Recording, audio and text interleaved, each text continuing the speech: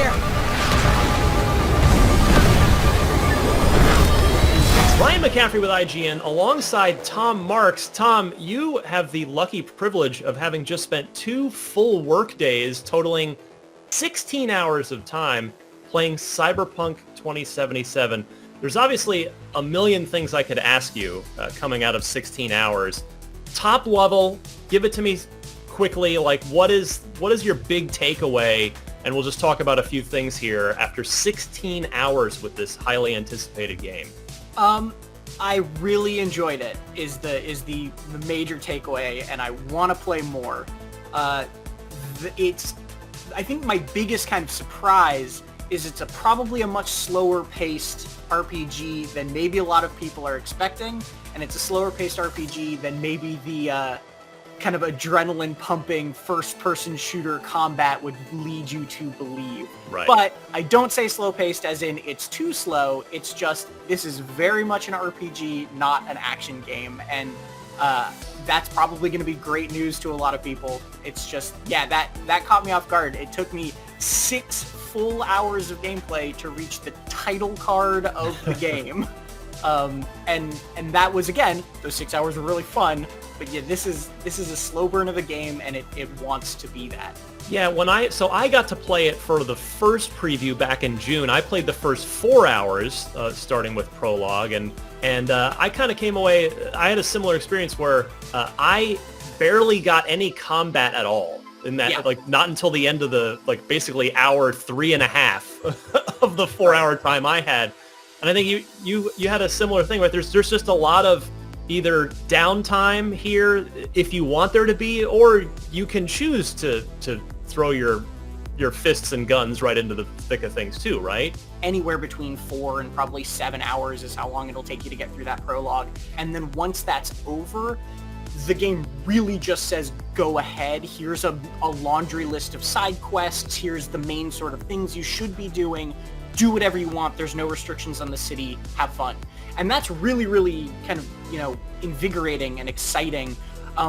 But one of the major differences between Cyberpunk 2077 and a game like The Witcher 3 or Fallout 4, these other kind of open world RPGs that people are going to be comparing it to, I think very rightly in its structure, is that unlike those games, combat and movement, like travel, are not intrinsically linked, right? Yeah. In The Witcher or Fallout, if you wanted to get from point A to point B, you're probably gonna have to fight some things on the way there, whereas this takes place in a city, and yeah, it's a lawless city, but it's still just a city, and it's more like GTA in that feeling, where it's like, if you want to get from point A to point B, you just kind of have to go from point A to point B.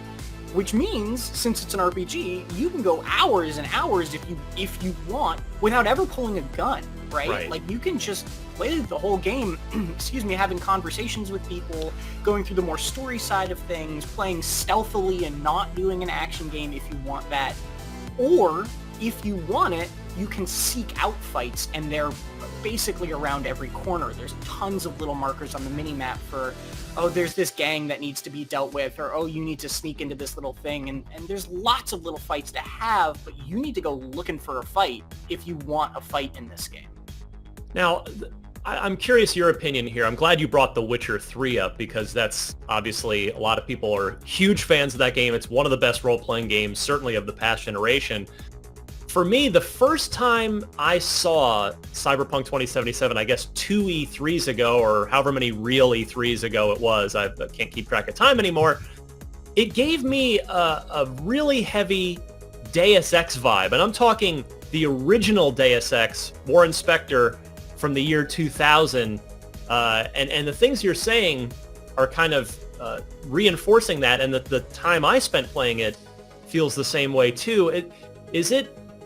I think it's important to note that this isn't really a first-person shooter, is it? It is a role-playing game through and through. Frankly, it's up to outside of combat, it's a role-playing game through and through. It feels like an RPG, right? But in combat, you can make it a first-person shooter if you want. And one thing I will say is, I think that the first-person shooting, the action part of it, was probably and I say this generously, like probably the weaker parts of what I played, right? The combat didn't really blow me away in the way that like just driving around Night City did. Driving around Night City and the world and the stories it was telling were really stunning to me. Whereas the combat was just like fun, right? It wasn't bad by any means. It was just like, it was good.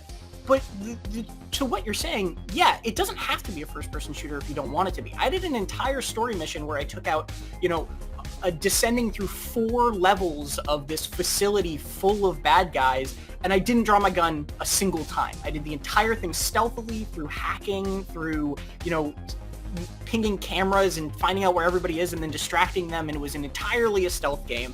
But somebody else could just go through that with a shotgun and go loud and do that way instead, right? Like there's a massive amount of choice, and even if you do decide to go loud, there's a bunch of choice in, well, do you use the weapons that are just auto-aim weapons, the smart weapons, or do you do what I ended up doing a lot of the time, which is I would sneak in, ping an enemy so that I could see all the other enemies that were near them through the walls, and then pull out this rifle that could charge up and shoot through walls. So I was just aiming at dudes like holograms through walls, and I basically never came in contact with them while I was trying to clear them out. And so there's a massive amount of choice in how you want to play it, and I think if you do just go into it playing it as a first-person shooter, you'll probably be less thrilled with it than if you go into it with some of these more creative, weird solutions. Yeah. So open your mind is the the big takeaway. All right, before we wrap this up, the big question, Tom. Now, this is one of the most hyped games, not just of 2020, but probably of the last few years. After 16 hours, that's a pretty good taste. Is it living up to the hype for you so far? Obviously, there's a lot more to see. We're not reviewing the game yet. It's not quite done, but what is your consensus thus far? Yes and no, I think is the answer so far, in that it is a really, really cool game. I'm really enjoying it. That said, I would temper hype in just a little bit of a way, in that people, I think, maybe are building this up to be, an incredible, perfect game.